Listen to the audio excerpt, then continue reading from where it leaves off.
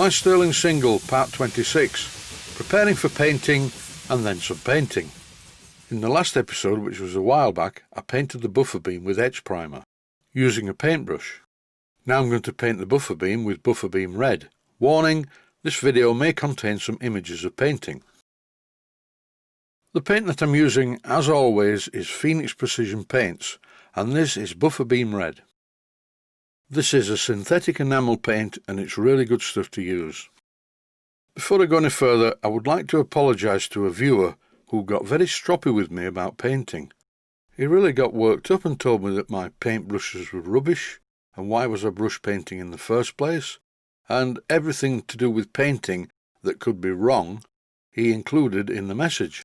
He mentioned that he was a professional painter, and by what was in the email I think over the years he's possibly inhaled quite a bit too much solvent. And while I've been telling you all this, the first coat is now complete. As you can clearly see, the paint hasn't covered very well. I applied the paint thinly because I didn't want any runs or sags. I think that this buffer beam will require at least another 2 coats before it's finished. These are the injectors. I polished them up in the outer part of the workshop and they're looking quite nice now. I was going to paint them red because I do believe that they're painted red on the full-size article. But in the end, I like the look of the polished brass. I've moved the engine out of the way so I don't get any particles on the buffer beam paint, because I'm going to clean up this part. This shaped metal plate sits over the front part of the engine. The large square hole in the middle of this metal plate is where the lid for the oil pump fits. I don't know why the slots where it fits over the frames are at a bit of an angle, but it must be for a reason.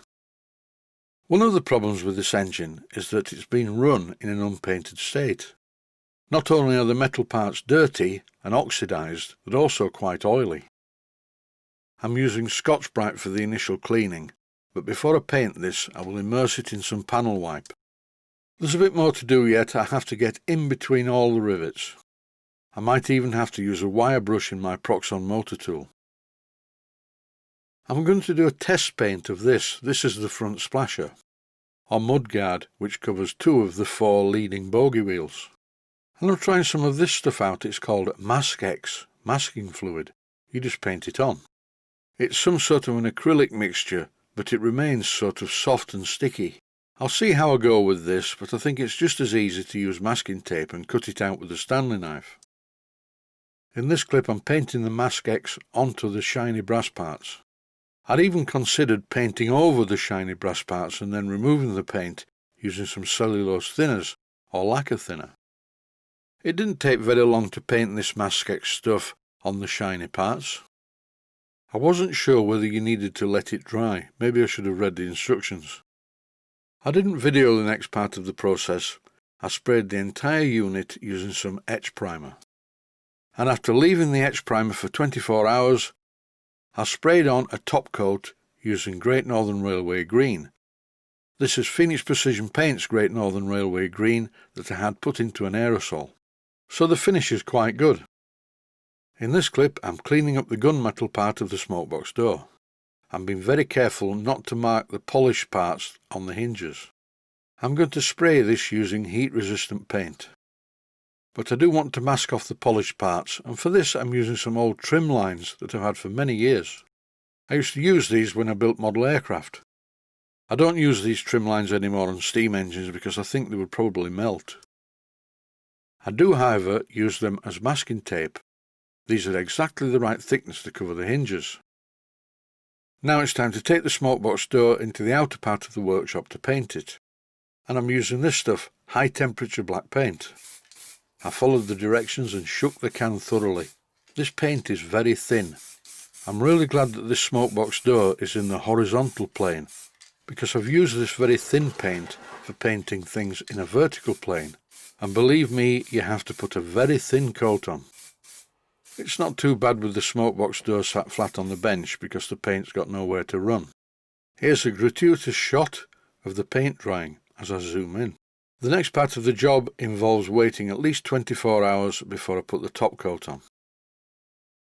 And here is the smokebox door 24 hours later, and as you can see, it doesn't look right. Here is an image of a full-size Stirling single. This of course will have been painted with a paintbrush, and the finish on the smokebox door is nowhere near the one I've just painted. Here's a shot of the paint inside the cab of a Stirling single, and it's really quite rough. Which brings me back to why I use paintbrushes.